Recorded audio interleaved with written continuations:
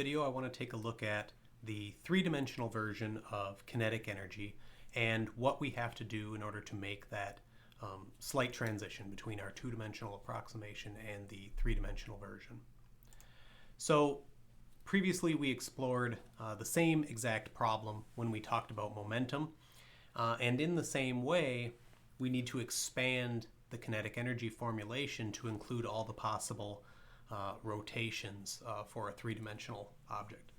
And therefore, when we look at the kinetic energy, labeled T here, we express this in terms of 1/2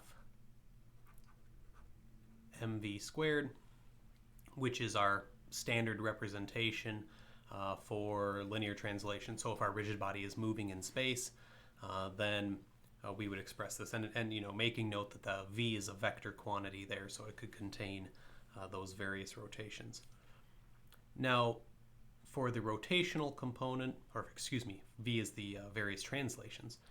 For the rotational component, we need to add on the 1/2 I omega squared terms, but again, taking into account both the moments of inertia as well as the products of inertia and how those relate to the various things.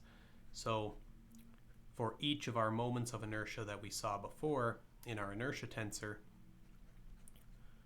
we have very familiar looking components.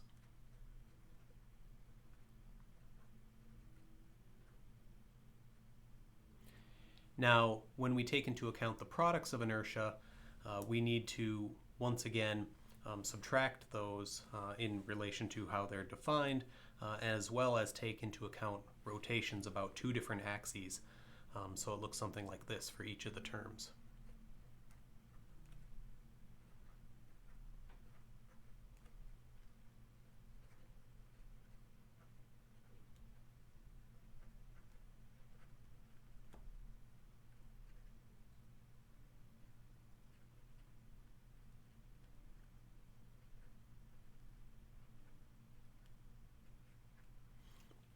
So in this way, we've got our 6 terms that go into this, our 3 moment of inertia terms and our 3 product of inertia terms.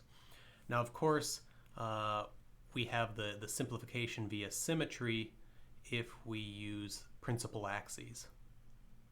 And remember that for all rigid bodies, there would be some set of principal axes that would allow us to make this definition.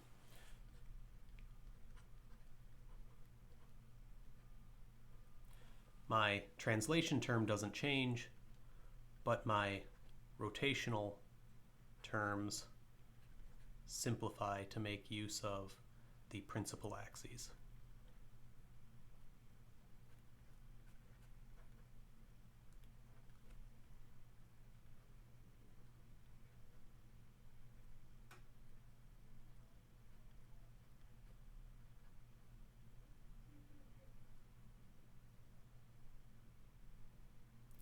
So in this equation, my x prime, y prime, and z primes all indicate that I'm making use of principal axes that take advantage of symmetry in order to reduce my inertia tensor to a diagonal vector.